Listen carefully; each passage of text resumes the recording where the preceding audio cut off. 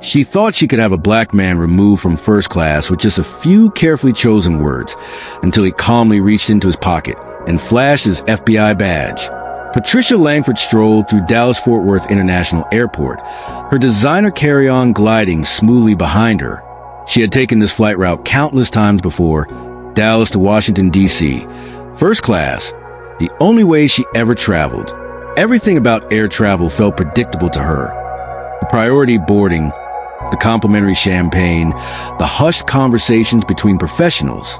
She expected comfort and exclusivity.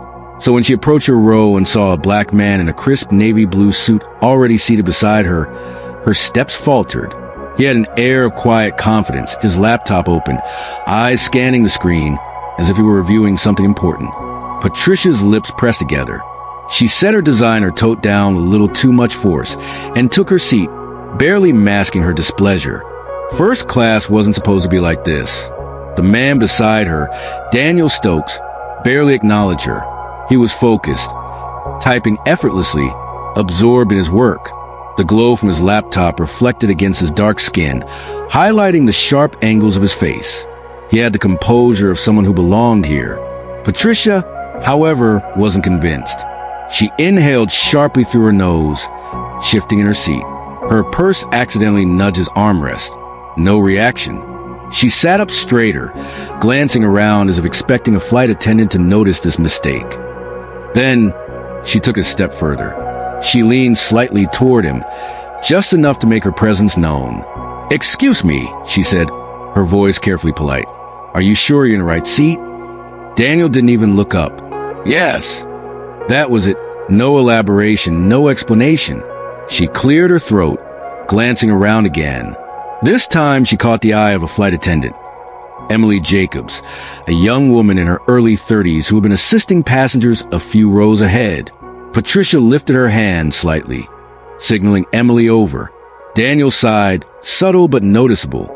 Emily approached with her usual professional smile. "Is everything all right, ma'am?"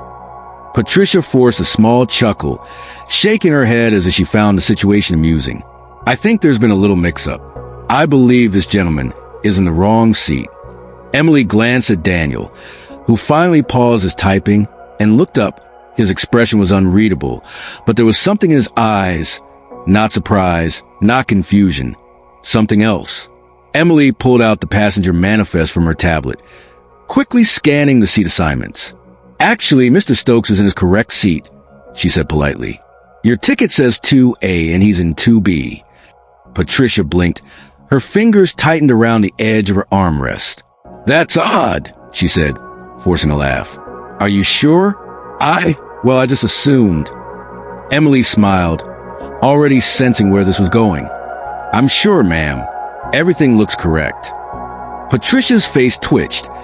Her carefully controlled expression wavered for a fraction of a second before she smoothed it over with a tight-lipped smile. "Well," she exhaled, "I suppose mistakes happen." She turned back toward the window, but she wasn't done, not even close.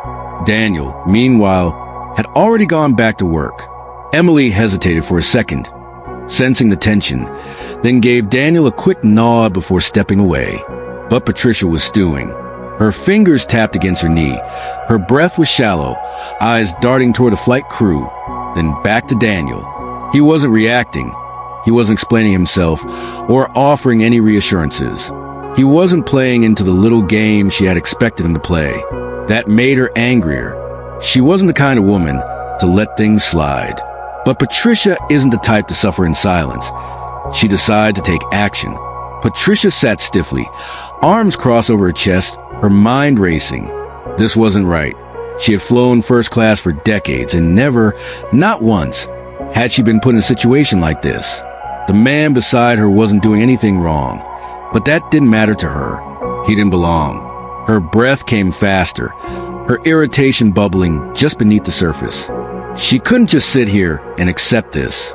She pressed the call button. A soft chime sounded overhead, and Emily Jacobs reappeared a few moments later. Her smile was the same as before, professional and warm. "Ma'am, is there something I can help you with?" Patricia kept her voice low, her tone carefully measured. "I'd like to request a seat change.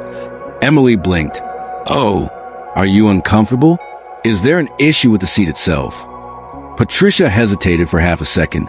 She couldn't just say what she was really thinking. Instead, she tilted her head toward Daniel, lowering her voice even further. I don't feel comfortable sitting here, she said, her words slow, deliberate. Emily's smile faltered. I'm sorry to hear that, ma'am. If there's a technical issue with the seat, I'd be happy to. No, it's not the seat, Patricia interrupted. She exhaled sharply. I'd just prefer to sit elsewhere. Emily glanced at Daniel, who had paused his typing again, but hadn't said a word. He was listening, waiting. His fingers hovered over the keyboard, his jaw tight. Let me check if there are any open seats, Emily said, tapping her tablet. Just a moment. Patricia sat back, lips pressed into a firm line. Daniel didn't react. He didn't argue, didn't acknowledge her, didn't ask her why she was uncomfortable. That only infuriated her more. A few rows ahead, a man in a blazer turned his head slightly, pretending to check his phone, but clearly listening. Across the aisle, a woman nudged her husband. People were noticing. Emily's fingers moved quickly over the screen. I'm afraid we're at full capacity today, ma'am. There aren't any open first-class seats available. Patricia's stomach clenched. Emily smiled apologetically. Would you like me to check an economy? There might be a seat available there. Patricia's face burned. Economy? As if she would ever... Her voice caught in her throat. That's not going to work. Emily's smile didn't waver. In that case, I hope you don't mind staying in your assigned seat. Patricia forced a thin-lipped smile. I suppose I have no choice. Emily nodded. Let me know if you need anything else. She walked away, but Patricia barely noticed. Her ears were ringing. Daniel, still silent, turned back to his laptop and resumed typing. That was it. That was his response. He was just going to pretend she didn't exist. Her fingers curled into fists. This wasn't over. She exhaled sharply and pressed the call button again. This time, Emily hesitated before coming back. Ma'am. Patricia sat up straighter. I need to speak to someone in charge. Emily's face remained neutral. I'm the lead flight attendant on this flight. Is there something I can clarify for you? Patricia's voice sharpened. I need to speak to the head crew member or the pilot. A murmur spread through the cabin. Someone let out a quiet chuckle. Emily's expression remained professional, but her patience was clearly thinning. Ma'am, the pilot is preparing for takeoff and won't be available, but I'm happy to assist you. Patricia pursed her lips, her jaw tightening. Daniel wasn't reacting. He wasn't nervous, wasn't shifting in discomfort. It was like he had done this dance before. She lowered her voice again. I don't feel safe. That changed everything. Emily's smile dropped, her body stiffened. Daniel stopped typing. Across the aisle, a middle-aged man wearing a Bluetooth earpiece muttered, "Here we go again." Emily straightened up. I'm sorry, ma'am, but can you clarify what you mean? Patricia folded her hands neatly in her lap, tilting her head slightly. I just don't feel comfortable. She hesitated just long enough to imply something without saying it outright. I don't want to be difficult, but I think it would be best if someone else took this seat. Daniel closed his laptop. This time he looked her directly in the eye, and for the first time, Patricia felt a flicker of uncertainty. But Patricia isn't letting this go, and now she's getting louder. A hush settled over the cabin, the weight of Patricia's words hanging in the air. I don't feel safe. The phrase carried power. It wasn't loud, but it didn't need to be. It was carefully chosen, designed to trigger a response. Emily, still standing beside her, didn't move right away. Her posture stiffened and her eyes darted toward Daniel, who had now fully closed his laptop, hands resting on top of it. He wasn't smiling. He wasn't frowning. He just stared at Patricia, studying her. Patricia didn't waver. Not yet. Emily exhaled slowly. Ma'am, she said carefully, are you saying you feel threatened? Patricia tilted her head slightly, giving the smallest shrug. I'm not saying that. I just don't feel comfortable. That's all. Across the aisle, The businessman with the Bluetooth scoffed and muttered, "Unbelievable." A young woman 3 rows back lifted her phone slightly, pretending to text but clearly recording. A few other passengers whispered among themselves, heads turning in Patricia's direction. Patricia noticed. She could feel the shift. The tide was turning against her, but she wasn't about to back down. "This is a simple request," she continued, feigning politeness. "I'm just asking to be accommodated. If I'm uncomfortable, I should have the right to move seats, shouldn't I?" Emily's jaw tightened. "Ma'am, I already checked, and there are no open first-class seats available." Patricia pressed her lips together. "And coach?" Emily hesitated. "There are 2 open seats in economy." Patricia straightened. "Perfect. He can take one of them." A low ripple of murmurs spread through the cabin.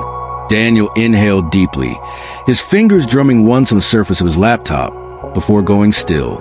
He wasn't arguing, wasn't responding, but he also wasn't moving. Emily blinked, as if replaying Patricia's words in her mind to make sure she heard correctly. "Ma'am," her voice was lower now, firmer. "Just to clarify, you want me to move this passenger to economy because you don't want to sit next to him?" Patricia nodded once, sitting straighter.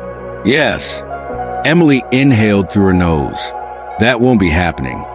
Patricia's eyes snapped up. "Excuse me?"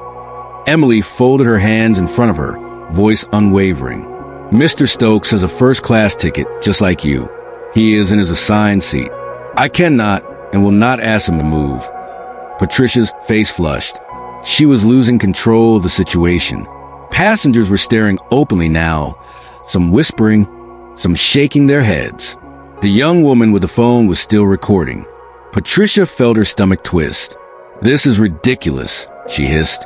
"I am simply asking for the same courtesy that will be extended to anyone else who feels uncomfortable." Emily didn't budge. "You are asking me to remove a paying passenger from his assigned first-class seat and relocate him to economy for no valid reason. That is not an accommodation. That is discrimination." A sharp silence followed. Someone let out a low whistle. Daniel hadn't moved, hadn't said a word. He just watched Patricia, waiting. Patricia's pulse pounded in her ears. This wasn't how it was supposed to go. Emily squared her shoulders. "Ma'am, we are about a taxi. If you cannot remain seated and follow flight crew instructions, I will have to ask you to deplane." Patricia's stomach dropped. "What?" Emily's tone remained professional but firm. "You have 2 options. Stay in your seat quietly or you can deplane. But Mr. Stokes is not moving." A few passengers clapped softly. Patricia felt humiliation rise in her chest. This wasn't how things were supposed to work. She wasn't supposed to be the one getting reprimanded. She opened her mouth, ready to argue, but before she could, Daniel reached into his pocket. He pulled out a leather case, flipped it open, and held it up. And just like that, everything changed. A gold FBI badge gleamed under the cabin lights. The air in the plane shifted. Patricia's entire body went rigid. Passengers gasped, a few even chuckled. The young woman recording. She zoomed in immediately. Daniel's voice was calm, even unreadable. "Ma'am," he said smoothly, tilting his head. "Would you like to file an official complaint? I can take your statement right now." Patricia's breath hitched. She couldn't speak. Daniel didn't move, didn't blink. He just waited. And for the first time, Patricia felt truly trapped. But Patricia isn't just embarrassed. She's about to face real consequences. The silence in the cabin was thick, stretching uncomfortably between Patricia and Daniel. His FBI badge glinted under the overhead lights, the gold emblem unmistakable. It was the kind of thing you couldn't unsee, the kind of revelation that shifts the entire room. Passengers who had been whispering a moment ago were now staring openly, some smirking, others wide-eyed. Patricia's mouth went dry. Her brain scrambled for an explanation, an excuse, a way out. This wasn't supposed to happen. The man she had tried to have removed from the plane, the man she implied was a threat, was federal law enforcement. Her throat tightened. Daniel's expression hadn't changed. He wasn't smiling or gloating. He just sat there, badge in one hand, eyes locked onto hers, waiting. His voice was steady, level, unreadable. "Would you like to file an official complaint, ma'am?" The words hung in the air like a loaded gun. Patricia's body felt frozen, heat creeping up her neck. She tried to speak, but all that came out was a faint, strangled, I. Daniel tilted his head slightly. You said you felt uncomfortable, he continued, tone polite but sharp. That's a serious allegation on a federal flight. If you believe I've done something inappropriate, I'd be happy to take your statement. Patricia's stomach dropped. She could feel it happening, the shift. Moments ago, she had controlled the narrative. She had expected sympathy, expected someone, anyone, to take her side. But now, she was the one under scrutiny. A man 2 rows ahead let out a low chuckle. Oh, this is priceless, he muttered, shaking his head. The young woman recording zoomed in on Patricia's face. Emily, the flight attendant, stood nearby, arms crossed, her face carefully neutral. But there was something in her eyes, a silent understanding, a quiet expectation. She was waiting. Everyone was waiting. Patricia's breath came fast and shallow. She couldn't admit she had lied. She couldn't say she had made it all up just to get rid of him. But if she doubled down, if she pushed forward with her claim, she would be accusing a federal agent of being a danger on a flight. And that would come with consequences. Her hands trembled in her lap. Daniel hadn't looked away. Finally, after what felt like an eternity, Patricia shook her head, barely a movement. No, she croaked. No complaint. Daniel nodded once, as if he had expected that. Slowly, he closed his badge, tucked it back into his jacket, and reopened his laptop. Just like that, it was over, at least for him. For Patricia, the nightmare was just beginning. A few passengers murmured their approval. A couple even clapped softly. The businessman across the aisle smirked and went back to his newspaper. The young woman with the phone, she was already typing. Patricia could feel her heart pounding. She wanted to melt into her seat, to disappear, to go back in time, and undo the last 10 minutes. But there was no undoing this. She had embarrassed herself publicly. She had been exposed. And worse, people had seen it, recorded it. Her eyes darted around the cabin, searching for an ally, someone who might offer a sympathetic look. No one did.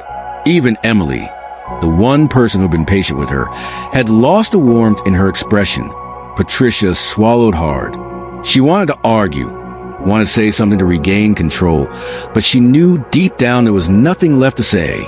The flight wasn't even off the ground yet, and somehow she had already lost. But Patricia isn't just embarrassed. She's about to face real consequences.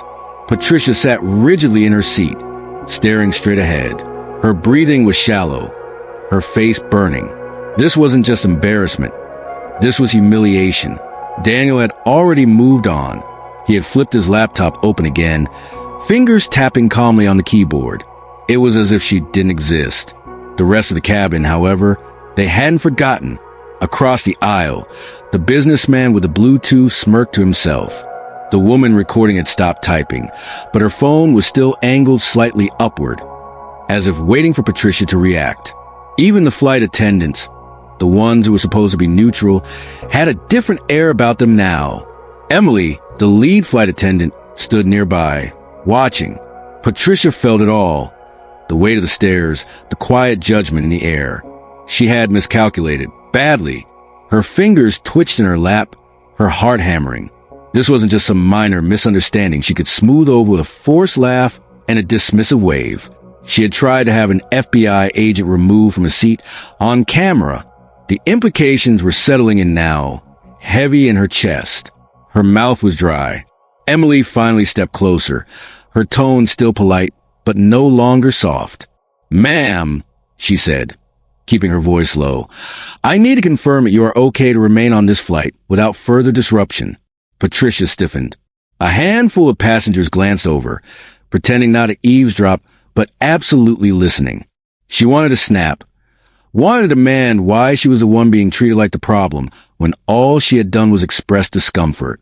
But Daniel's badge had changed everything. She was trapped now. The power she thought she had was gone. She forced her lips into what she hoped was a calm expression. "I'm fine." Emily's gaze lingered. Then, slowly, she nodded. "I'm gonna hold you to that." Then she turned and walked away. Patricia exhaled shakily, clenching her hands together in her lap. It was over. At least, that's what she thought. A sharp chime broke the silence. She looked up just as a young woman with the phone smirked at her screen and tapped twice. Patricia's stomach clenched. She knew that look. She had seen it on her own grandchildren's faces when they shared something online. Something meant to spread fast. Her fingers tightened around the armrest. She turned slightly, heart pounding, and stole a glance at the woman's screen. The video was already uploaded. Patricia felt like the air had been knocked from her lungs. The caption was simple. Racist woman tries to remove black man from first class, then learns he's FBI. Patricia's hands went cold. The flight wasn't even in the air yet, and somehow she had already lost. And if it was already online, that meant there was no stopping what came next.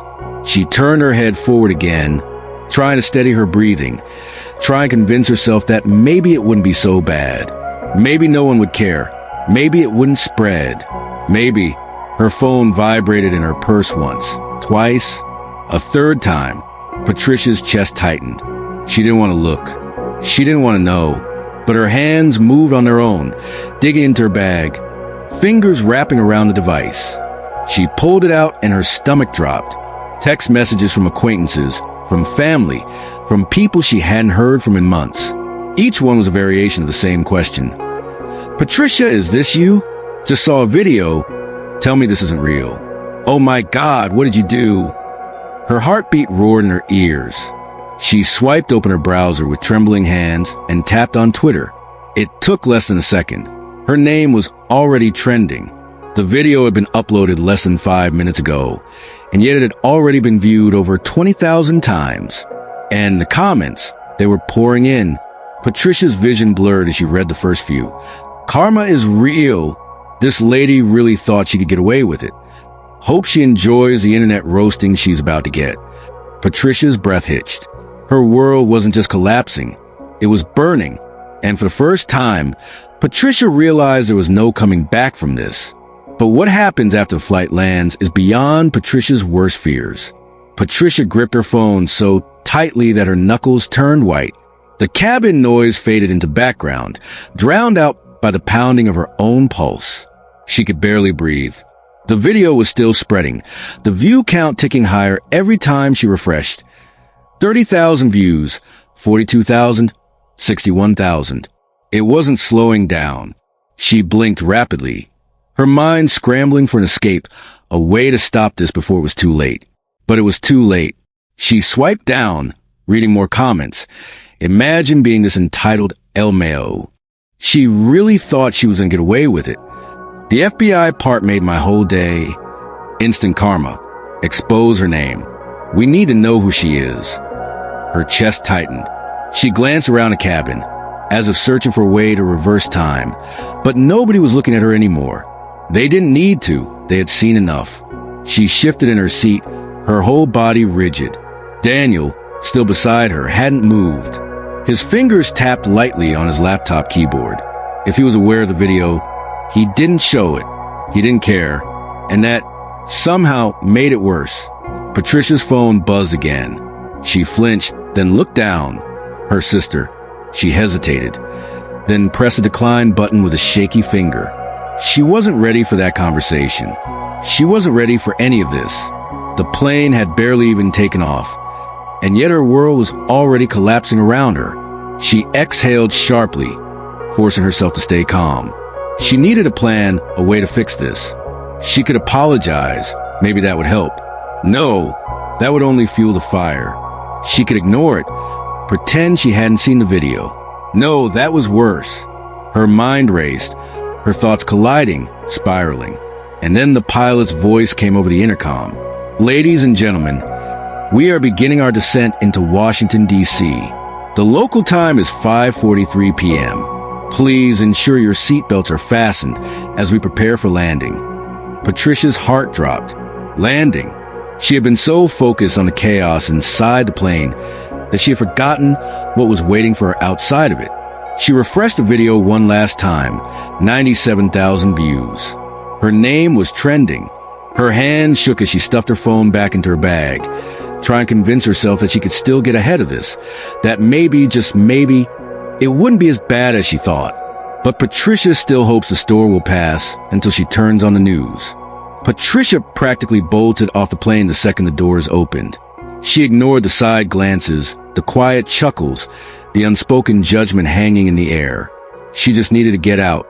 But as she hurried into Reagan National Airport, her pulse skipped at what she saw waiting near baggage claim. A cluster of reporters. Not a huge crowd, not yet, but enough.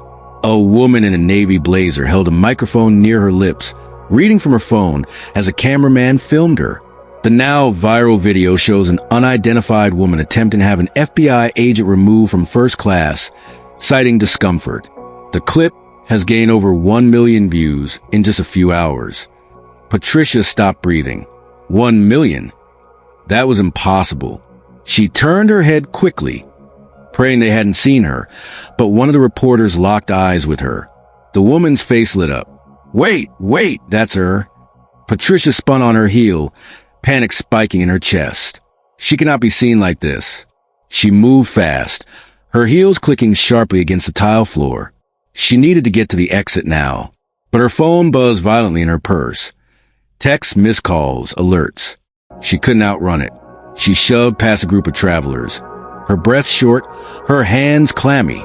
She barely made it to the curb before her name was shouted behind her. Miss Langford, do you have a response to the video? She winced. She hadn't even realized her name had been released yet. A taxi slowed near the curb, and she nearly threw herself into backseat. Go! She snapped at the driver. Now! He raised an eyebrow, but pulled away from the curb without a word. Patricia pressed her hands to her temples, eyes squeezed shut. 1 million views. Her stomach churned. She had built her whole life on careful reputation management, a good image, a respected name, and in a single afternoon, it was gone. Her phone vibrated again.